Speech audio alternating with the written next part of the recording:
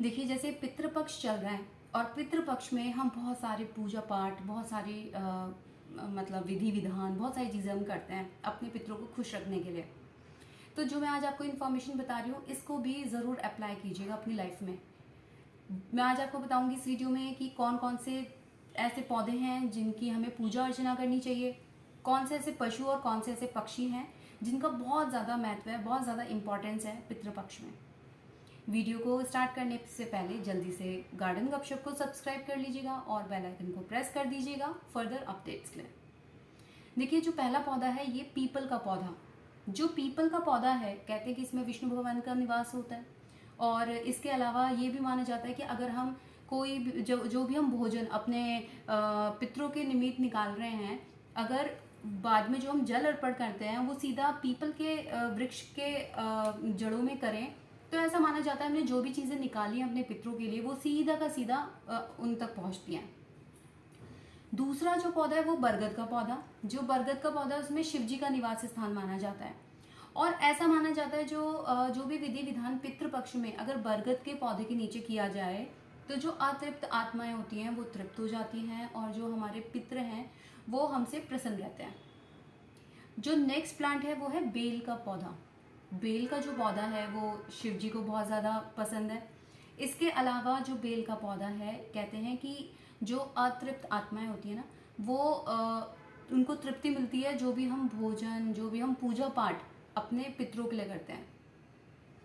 तुलसी के जो पौधा है, अगर हम तुलसी के पौधे के एक पत्ते को अगर हम जो भी हमने भोजन निकाला है उसमें अगर हम एक पत्ता रख दें तो ऐसा माना जाता है जो भी हमने पितरों के लिए अपना जो भी भोजन निकाला है, जो भी चीज़ें आपने निकाली हैं वो सीधा उन तक पहुंचती हैं।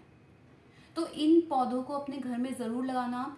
और अगर आपके नियर बाय घर के आसपास कहीं पर भी हैं तो पूजा अर्चना इनकी ज़रूर करना, क्योंकि जहाँ आप इतनी सारी चीज़ें कर रहे हो तो वहाँ पे एक चीज़ और करने से मैं समझती हूँ कि अच्छी ही बात है ये। तो इन पौधों को अपने घर के अंदर आप ज़रूर लगाना। अब बात करते हैं कौन से ऐसे पशु हैं, कौन से ऐसे पक्षी हैं जिनका बहुत ज़्यादा महत्व है, बहुत ज़्यादा इम्पोर्टेंस है पितृपक्ष में स्पेशली। तो जो पहला जो हमारा पशु है, जो पहला एनिमल है वो है डॉग। जो डॉगीज़ होते हैं उनको माना जाता है कि जो यम होते हैं ये उनके बहुत ज़्यादा प्रिय होते हैं। तो इनको भोजन कराने से हम सीधा सीधा क्या कर रहे हैं, जो यम देवता हैं जो पितरों को धरती पर लेके आते हैं इस टाइम, वो बहुत ज़्यादा प्रसन्न हो जाते हैं अगर हम इनको भोजन कराएं और इनकी पूजा अर्चना भी करें। जो दूसरा जो हमारा पशु है वो है गाय। गाय के अंदर कहते हैं कि 33 करोड़ देवी देवता होते हैं। तो गाय को अगर हम भोजन कराएं और बुधवार के दिन यानी वेंसडे के दिन अगर आप उसको पालक या फिर कोई भी ग्रीन चीज़ खिलाते हैं तो कहते हैं कि सीधा वो पितरों तक पहुंचती है और पितर हमारे प्रसन्न होते हैं और हमें बहुत सारी ब्लेसिंग्स भी देते हैं। तो आप इस चीज़ को भी ज़रूर ज़रूर इम्प्लीमेंट कीजिएगा। इसके अलावा हाथी, जो हाथी है वो एक तरीके से देवी देवताओं का प्रतीक माना जाता है। तो हाथी भी अगर आपको कहीं पे भी दिखाई दे तो उसकी पूजा ज़रूर कीजिएगा, उसको तिलक ज़रूर लगाइएगा।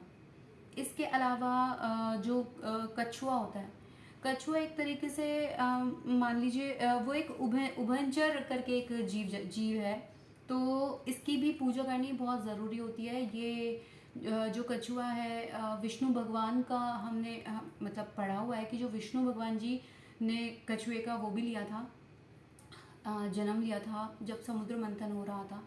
तो कछुए का भी बहुत ज़्यादा महत्व है पितृपक्ष में। मछली अगर आपको कहीं पे भी मिल जाए तो कहते हैं जो पितृपक्ष में चावलों के जो लड्डू बनते हैं तो उसको नदियों में प्रवाहित किया जाता है, इसलिए क्योंकि जो भी मछलियाँ होती हैं वो फिर उसको एक्सेप्ट कर लेती हैं, खा लेती हैं और उससे मिलने वाले बेनिफिट्स हम लोगों को होते हैं। तो ये भी काम आप ज़रूर करना। कहीं पे भी आपको मछलियाँ दिखाई दें तो चावल की या फिर आटे की गोलियाँ बना के आप ज़रूर किसी भी नदी में, तालाब में प्रवाहित ज़रूर कीजिएगा। और इसके अलावा जो हंस हैं या जो कौवा है, ये सीधे सीधे पितरों तक पहुंचाते हैं हमने जो भी उनके निमित्त निकाला होता है। तो मैं आपको बोलूँगी कि ये सारी चीज़ें आप ज़रूर अप्लाई कीजिएगा, और आई होप आपको ये इन्फॉर्मेशन अच्छी लगी होगी। और अब ये इन्फॉर्मेशन अपने फ्रेंड्स और फैमिली के साथ ज़रूर शेयर कीजिएगा। और thank you so much for watching my video.